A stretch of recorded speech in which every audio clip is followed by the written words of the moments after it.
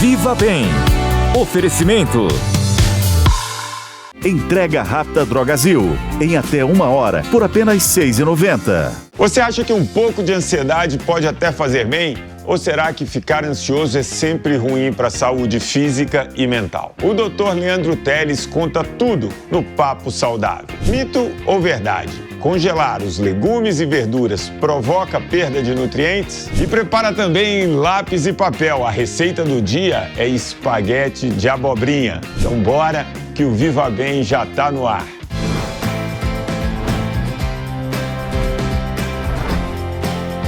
Jovem Pan Viva Bem, com Márcio Atala.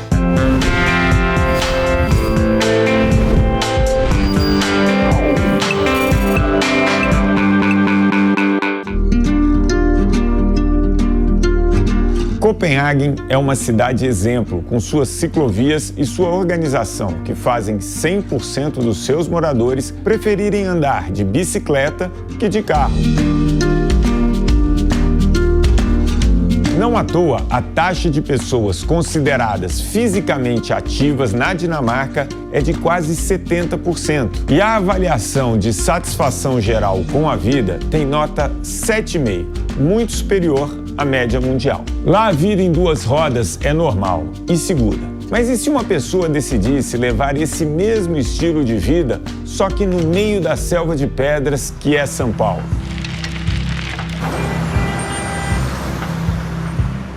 Eu tinha trocado de empresa recentemente e eu peguei um trânsito muito pesado.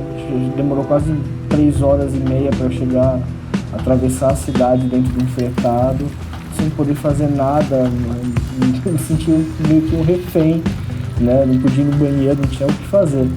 E aí quando eu cheguei em casa, eu fui falar com a minha esposa, né? Ela olhou pra mim e falou assim, olha, posso te dar uma sugestão, mas não fala não. Eu falei, tá bom, né?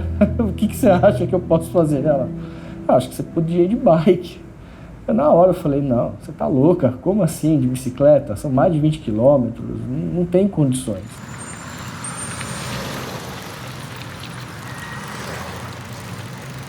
Receio tem, e acontece, das pessoas desrespeitarem, não é nem que desrespeitam, às vezes não enxerga os ciclistas.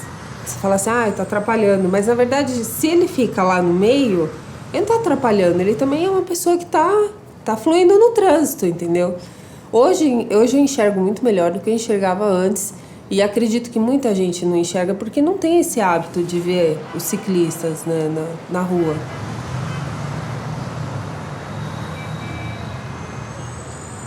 Change takes time. You can't change it in overnight or in 1 or 2 years. I speak about the importance of a focus of normalizing cycling. Not treating it as something very special, but just treating it as a normal way of transport. You don't ask people in cars, please get out of your car and push it for 50 meters and get back in, it's no problem. But when you plan for cycling, sometimes you ask people on bikes to do all kind of strange things because, oh no, they're just cyclists, they can handle it. So this is about the infrastructure, but it's also about how we see people on bikes. Hoje eu vou dizer que as pessoas estão começando a aceitar melhor, mas há 5 anos atrás, quando eu comecei, era praticamente uma guerra, né? Porque assim, o problema hoje que a gente tem na malha cicloviária é a questão que elas não se conversam, né? Não tem uma ligação. Por exemplo, eu moro na Zona Norte e trabalho na Zona Sul. Eu não consigo ir 100% do caminho dentro de uma ciclovia.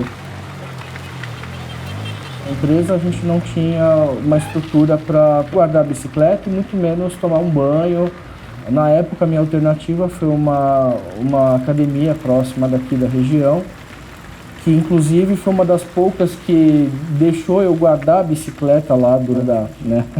Então também tinha esse tipo de dificuldade. One thing that has been very educational for Copenhagen is to understand that it is an extremely good investment when you invest in bicycle infrastructure. We know from numbers that for every 1 single kilometer we change the car with the bicycle, we save the Danish society for 7 kroners a little less than $1, we save the Danish society for 7 kroner in prolonged life and improved health.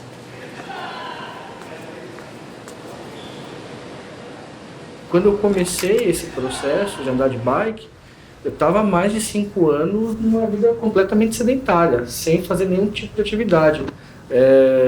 Já estava na casa dos 3 dígitos.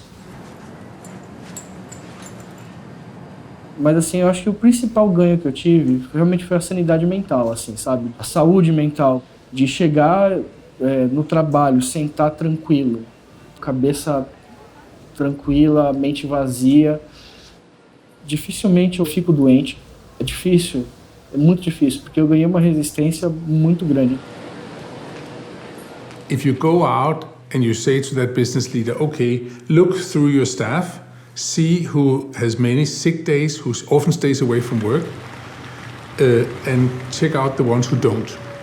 Those who are active one way or the other, go to the gym, play football, use the bicycle, walk, they are less sick. You can of course go to the gym. That can be ideal for a lot of people, but the good thing about cycling and walking is that you can actually take a lot of your daily exercise while you are transporting yourself.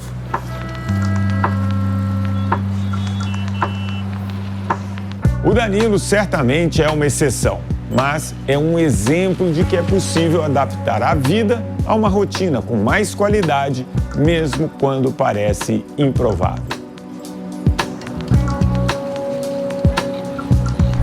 Eu sempre falo bastante de caminhar, de acumular passos e distância. E sempre falo sobre tentar chegar em 10 mil passos todos os dias. E por que 10 mil? 5 mil já não seria suficiente? Ou 7 ou 8 mil? E um novo estudo saiu para explicar melhor a eficácia desses números. Mas eu vou fazer um resumão aqui só para você. O estudo basicamente comprova o seguinte. 1. Cada passo que você dá a mais é melhor para a sua saúde. 2. Com um mínimo de 9 mil passos, a chance de morte prematura é 1/3 menor e a chance de desenvolver doenças cardiovasculares é 20% menor. 3. Para as pessoas altamente sedentárias, ou seja, que passam cerca de 10 horas sentadas por dia, dar 4 mil passos já representa uma melhora significativa. O risco de doença cardíaca cai em 10%, mas quando elas passam para 9 mil passos por dia, o benefício cardiovascular pula para 39%. 4. Os participantes com mais de 60 anos tiveram maior benefício com esse estudo. E por fim, você não precisa sair de 2 mil passos para 9 mil, mas tenha em mente que a cada 1.000 passos que você coloca no seu dia, melhor vai ficando.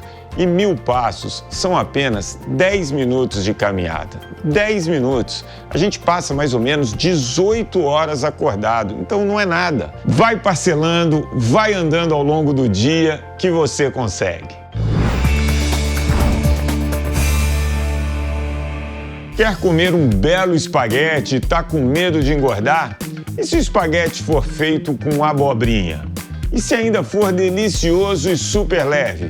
Quem traz a receita de hoje é o Dr. Costella. Confira! Oi, Márcio, tudo bem? Eu sou o Celso Frison, o Dr. Costella, e eu vou fazer para vocês uma receita sensacional que não vai costela. Uma receita onde tem a proteína, tem os carboidratos, uma receita mais natural. Abobrinha em formato de espaguete. Espero que gostem. Aqui eu vou deixar essa abobrinha no formato de espaguete.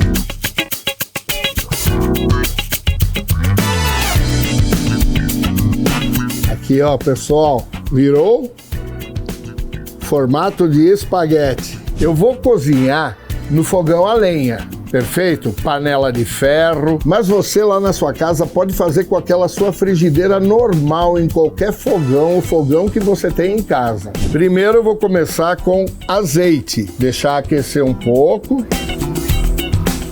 E vamos fritar o alho laminado. Alho é bom, dá aquele sabor. Já começa a cheirar, ó. Vamos com cebola roxa.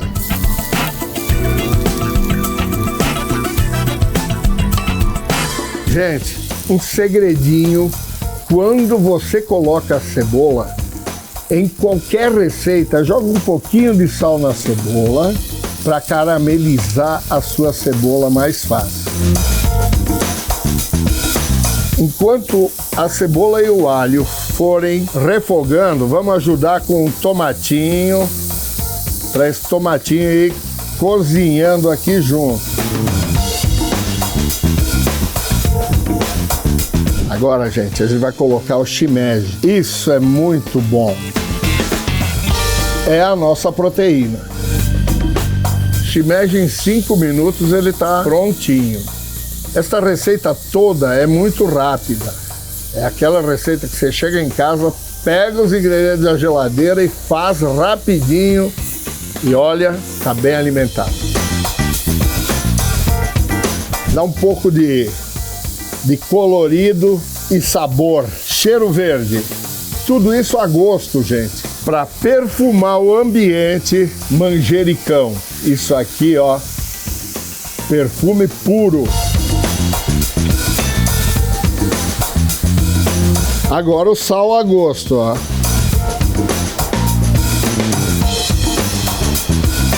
Quando você perceber que já está murchinho, cozido, aí é a hora de colocar a abobrinha. É abobrinha tipo espaguete. Não vão chamar de espaguete de abobrinha que os italianos vão ficar muito bravos, entendeu? Vamos para nossa abobrinha em espaguete. E agora mistura tudo. Isso aqui é sabor e mais sabor.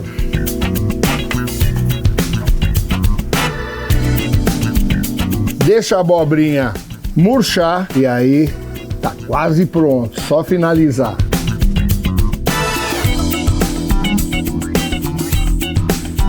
Você vai deixar ela al dente, tipo macarrão, mas não é macarrão. E aí, pessoal, aquele toque que não pode faltar. Belo parmegiano. Vamos provar se ficou bom?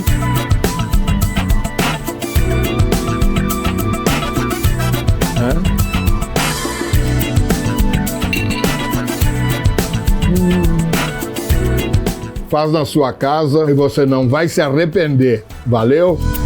Os caçadores de mito querem saber: congelar legumes faz com que eles percam nutrientes? E agora, será que é mito ou verdade? Eu te conto já já.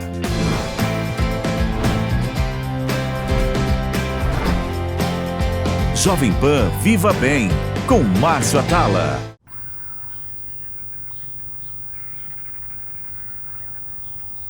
Tem horas que não dá para você sair de casa. Por isso, nosso cuidado vai até você.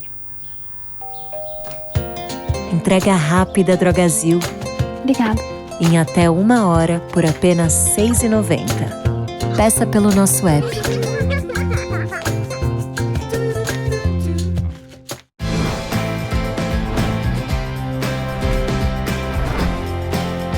Jovem Pan Viva Bem, com Márcio Atala. Existe um boato que diz que congelar legumes e verduras faz com que eles percam seus nutrientes. E aí, Atala, dessa vez, é verdade ou é mais um mito? É mais um mito. Os legumes e verduras não perdem nutrientes quando são congelados. Na verdade, congelar é uma ótima maneira de manter o alimento mais próximo do seu estado natural. E com uma vantagem, a baixa temperatura do freezer impede a contaminação por micro-organismos. Inclusive, você pode comprar legumes e verduras já congelados, sem medo. O que pode provocar perda de nutrientes é picar demais, descascar ou triturar, por exemplo. Quanto mais inteiro o alimento, melhor.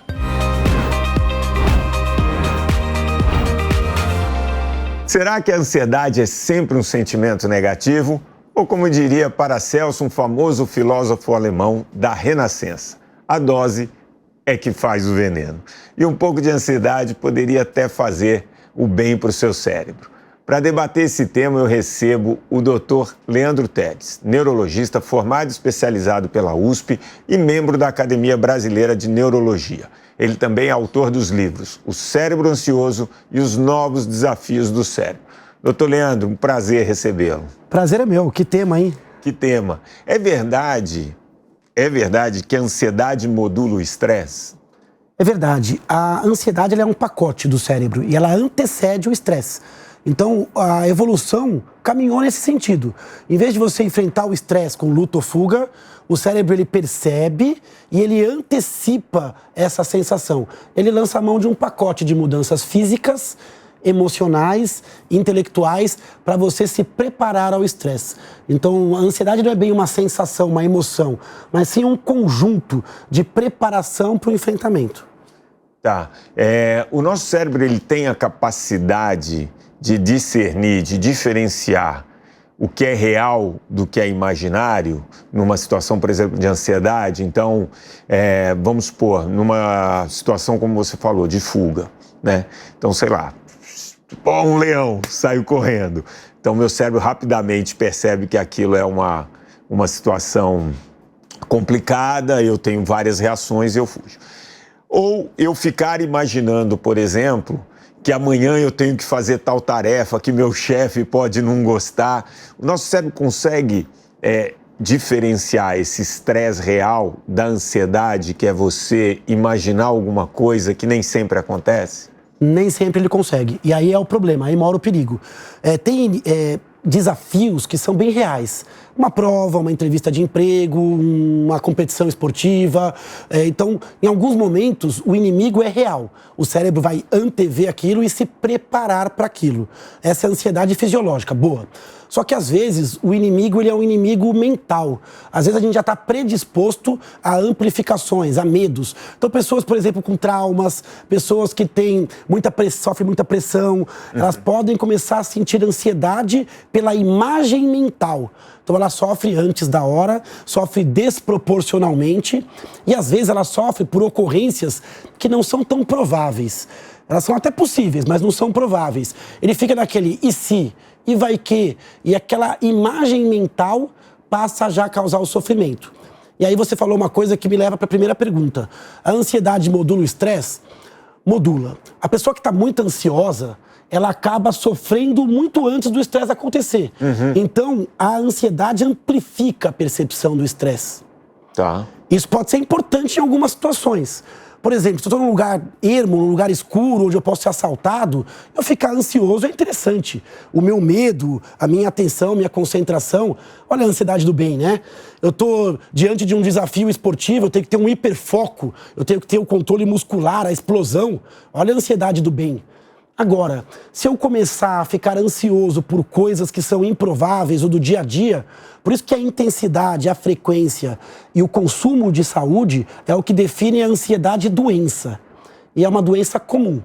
10% da população brasileira sofre de doença, ansiedade, transtorno de ansiedade mal modulada que amplifica o estresse.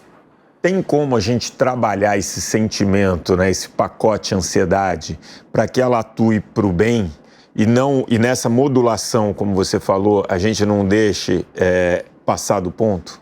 Tem. É muito importante, primeiro, o estilo de vida. Quando você consegue ter pausas, quando você consegue manter uma atividade física, quando você consegue manter atividades recreativas, o cérebro ele funciona melhor. Quando você dorme com tempo suficiente, quando você come com qualidade, quando você reflete sobre as coisas. Se você estiver no multitarefa, estiver acelerado, estiver imerso a um bombardeio de ocorrências estressantes, o cérebro se desregula. A gente brinca que o cérebro é meio que um camaleão. Se você oferece guerra, ele vai para a guerra.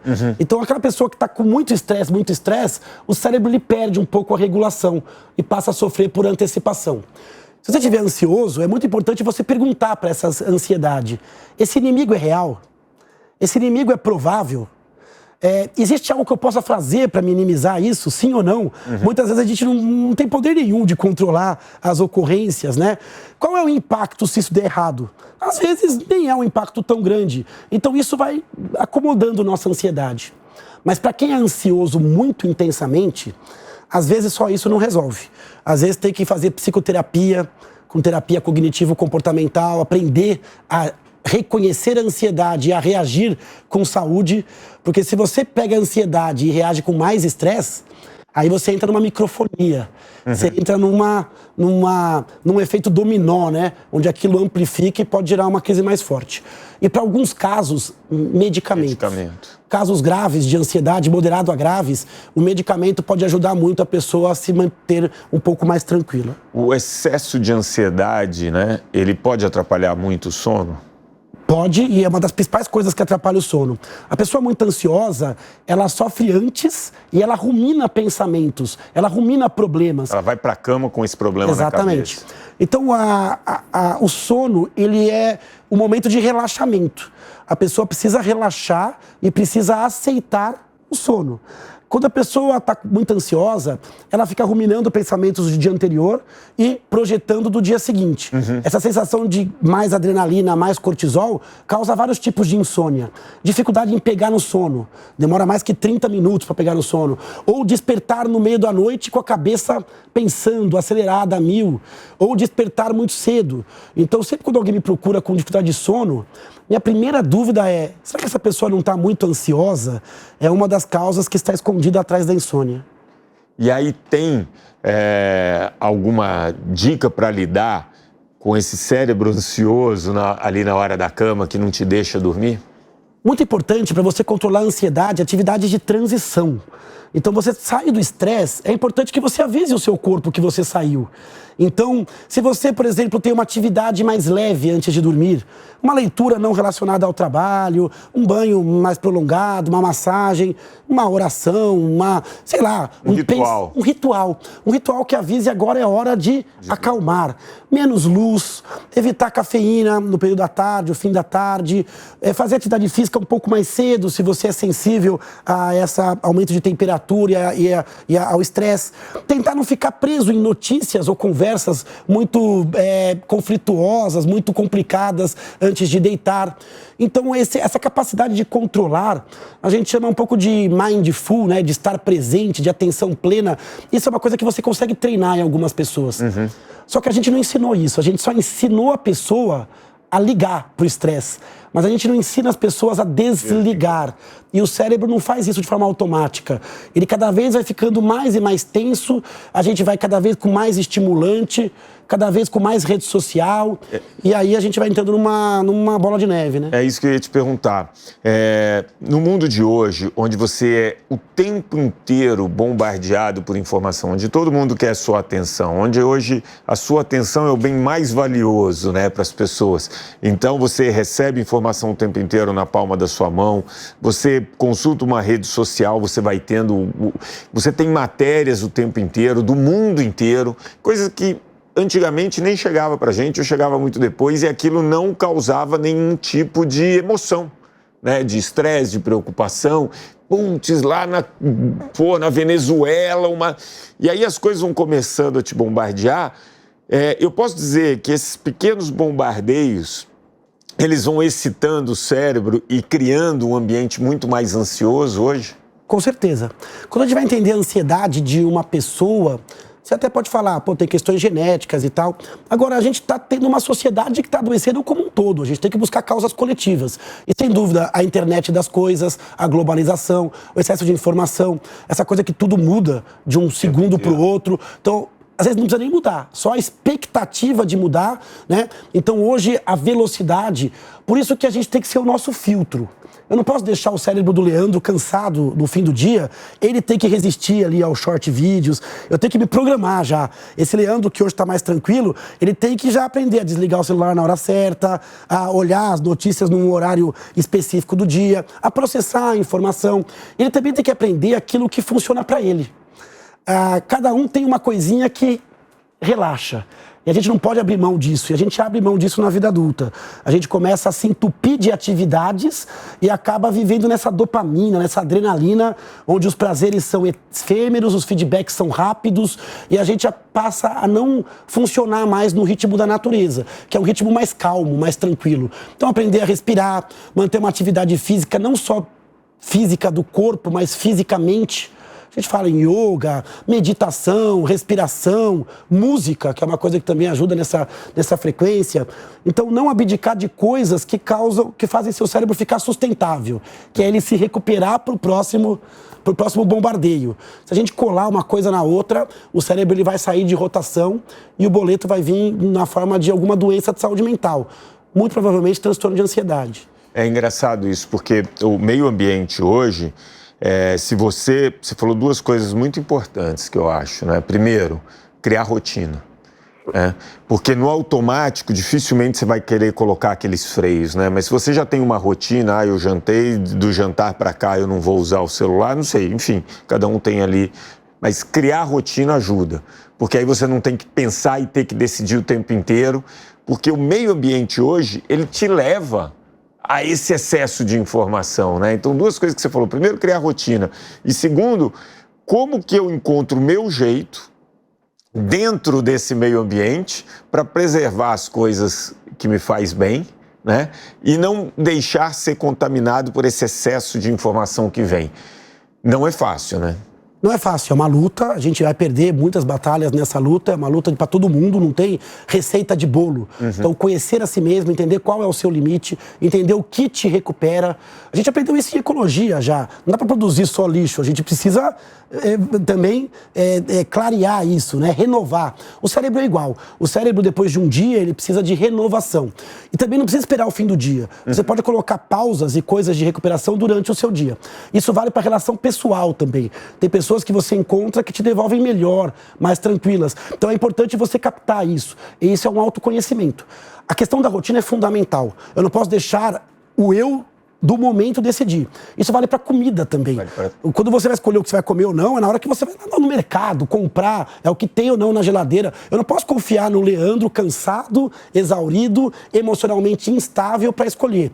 Então, eu já tenho que ter uma certa rotina. É óbvio, excesso de rotina também é um absurdo, mas a gente tem que conseguir uma rotina adequada para, na maioria dos dias, entregar qualidade mental, qualidade de relação pessoal, ritmo de sono e descanso. Com isso, o seu cérebro ele fica sustentável. Você tem uma energia renovável. E aí você entrega mais em menos tempo no dia seguinte. A gente nunca teve tanta informação, né? De como viver melhor, tanta informação do que é a ansiedade, como lidar com ela. Ao mesmo tempo, nunca foi tão grande o número de pessoas sofrendo de, que nem se falou, obesidade, ansiedade, várias coisas. Para terminar, qual a dica que você daria, né, para a gente pegar essas informações e colocar num plano de ação para cada um de nós? Primeira coisa que você já falou, na verdade, você tem que trazer do mundo da ideia, do planejamento, para o mundo da execução. Primeira coisa, não coloca metas faraônicas de transformação. Busca metas bem repartidas, vê o que é importante, o que é factível para você. Cuidado, porque a gente vai seguindo, às vezes, pessoas nas redes sociais e por não conseguir atingir aquele grau de excelência, a gente não entrega absolutamente nada. Então não tem perfeição, não tem cardápio perfeito, exercício perfeito, vida perfeita. Eu tenho que adequar aquilo que eu consigo entregar hoje e buscar uma sustentabilidade. Nunca é tarde demais, nem cedo demais. Precisa dar um passo, outro passo, e ter a leitura. Isso funcionou para mim, então eu vou seguir. Agora, entender que tem um limite, o limite da doença. Se você tem crise de pânico, se aquela sua ansiedade ela te impede de fazer uma coisa muito importante, se há comprometimento do trabalho, da escola, das redes, da vida social, procura um médico, procura um psicólogo, porque isso vai tirar uma amarra para você, num segundo momento, mudar o estilo de vida, né? Exatamente. Esse excesso de informação que a gente tem disponível, ele obviamente não vai substituir uma boa orientação de um médico que vai poder te ajudar e dar o caminho das pedras, né? É isso. Tá bom. Muito obrigado, foi muito bacana esse papo. Espero te entrevistar em outros assuntos em breve. Com certeza, obrigado. Obrigado você, Leandro. O Viva Bem de hoje vai ficando por aqui, mas já está prontinho para você acessar e compartilhar lá nos canais do YouTube da Jovem Pan News e no meu, Márcio Atala. Semana que vem, nosso encontro está confirmado. Até lá!